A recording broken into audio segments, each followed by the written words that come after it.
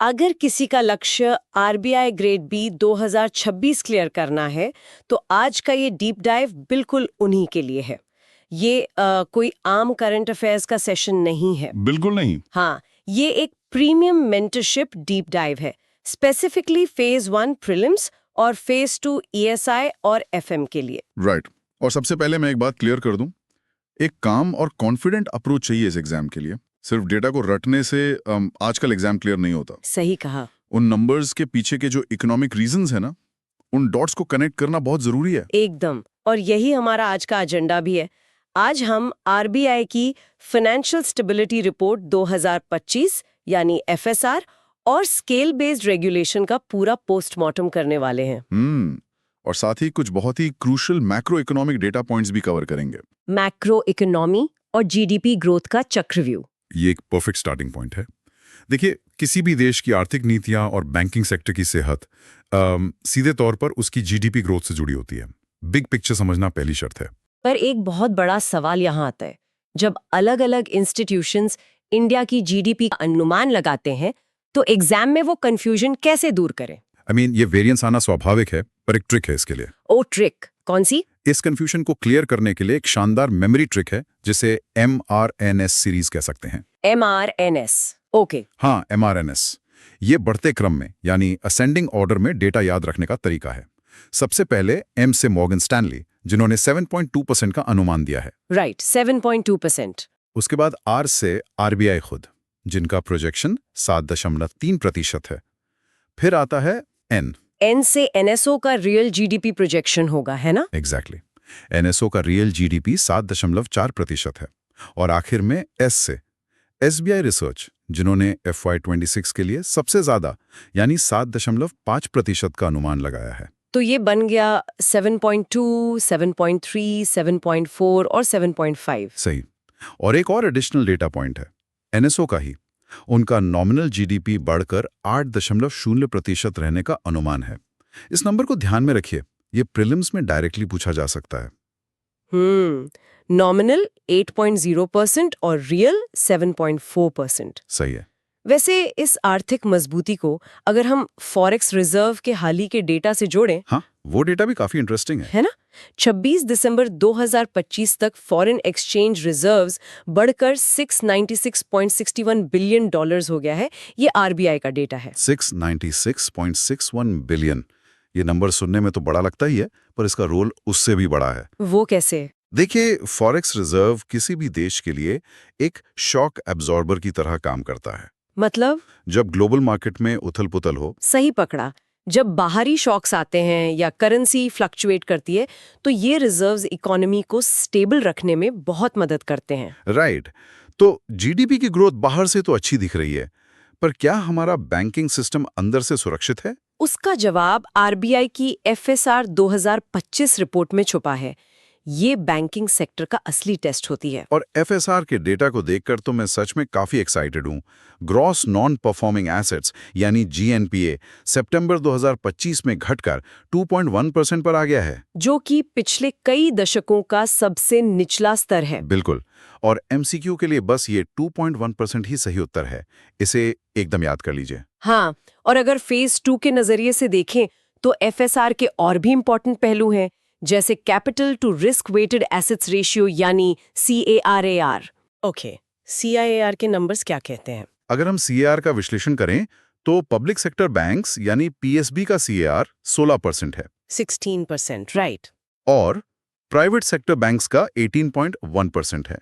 अगर दोनों को मिला दें तो एग्रीगेट 17.1% बनता है। अच्छा, तो एग्रीगेट 17.1% हुआ। पर यहाँ मैं एक पुशबैक देना चाहूंगी। पूछिए। अगर सब कुछ इतना ही अच्छा है, तो एफएसआर में खतरे की घंटी कहाँ बज रही है? कुछ तो नेगेटिव होगा ना? बहुत सटीक सवाल है।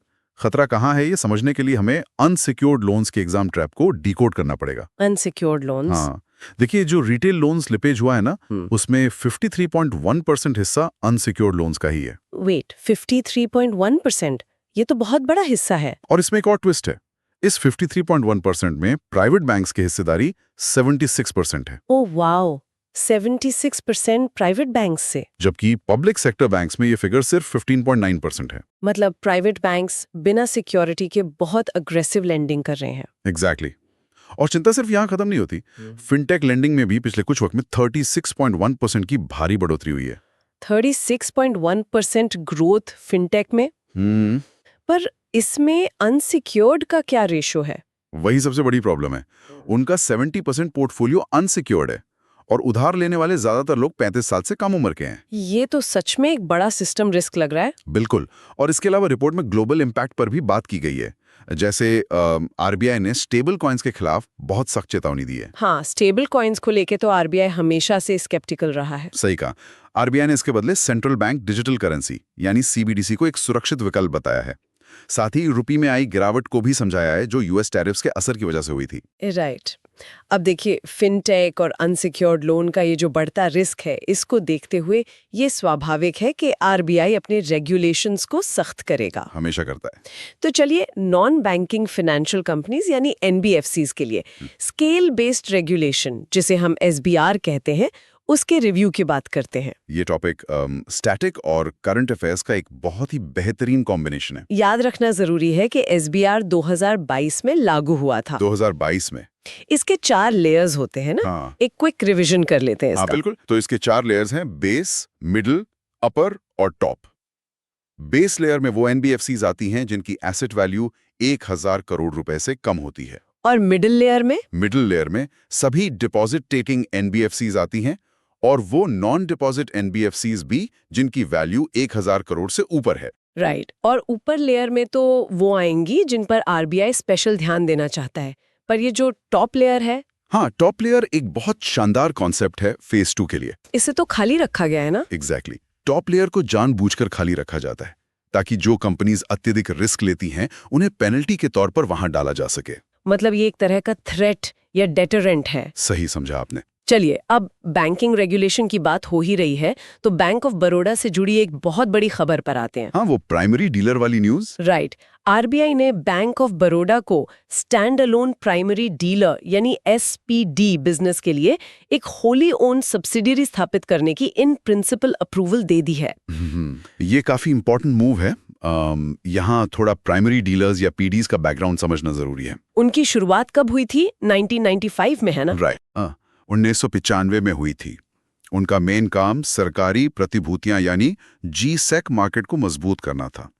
और अभी का सबसे बड़ा करंट अपडेट ये है कि आरबीआई ने एसपीडी के लिए स्टैंडिंग लिक्विडिटी फैसिलिटी की एग्रीगेट लिमिट बढ़ा दी है। कितनी कर दी गई है अब? ये पहले 10,000 करोड़ रुपए थी, अब इसको बढ़ाकर 15,000 करोड़ रुपए कर दिया गया है।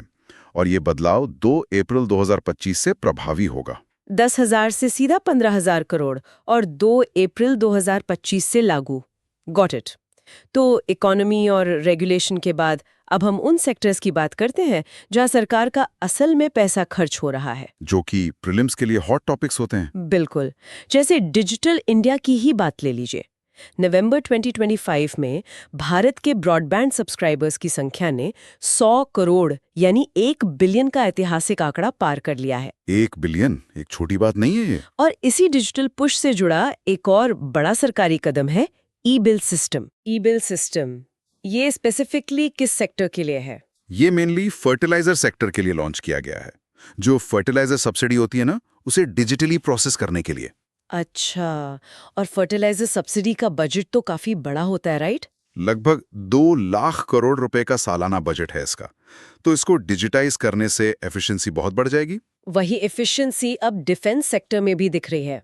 इंडियन आर्मी ने अभी हाल ही में एक नया डिजिटल प्लेटफॉर्म लॉन्च किया है जिसका नाम है डाइम। हाँ, डाइम, जिसका फुल फॉर्म है depot integration management edition. Right, depot integration management addition.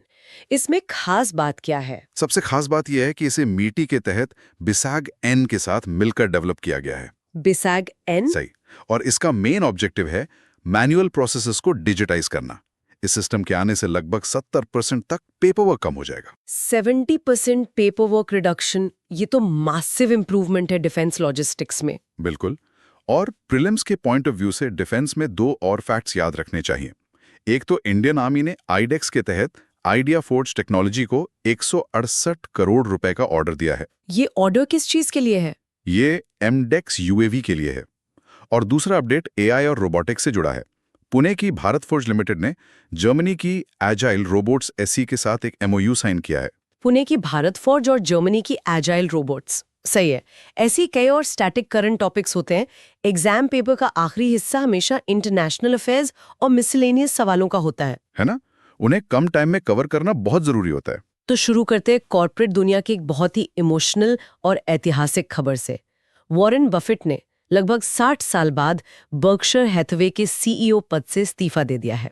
ये सच में एंड ऑफ एन एरा है। इनकी जगह अब ग्रेग एबल कमान संभालेंगे। Greg able.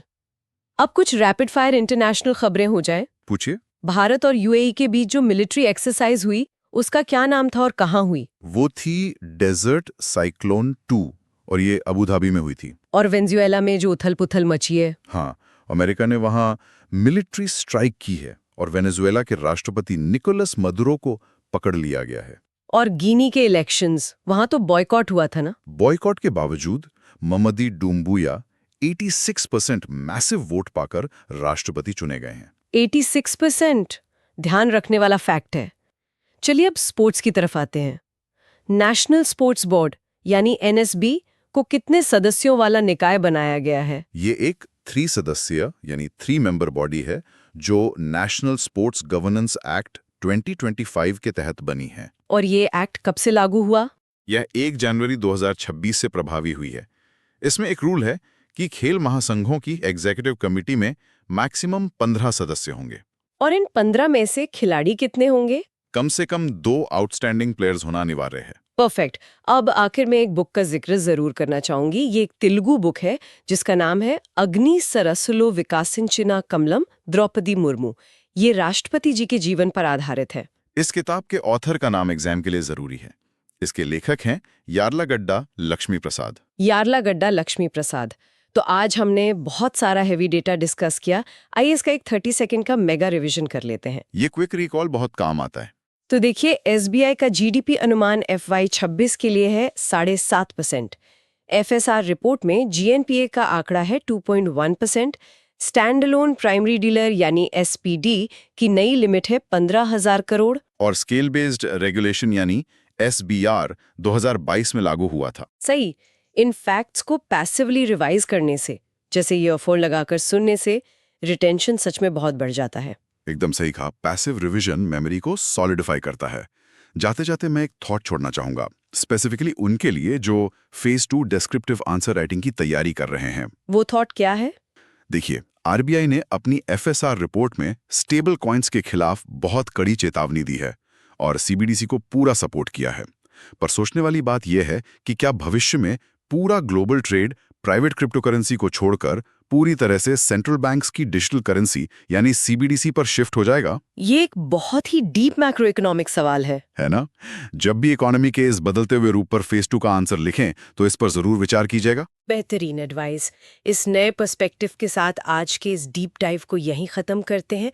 एग्जाम की तैयारी करने वालों को मेरी तरफ से बहुत सारी शुभकामनाएं। Keep learning and all the best.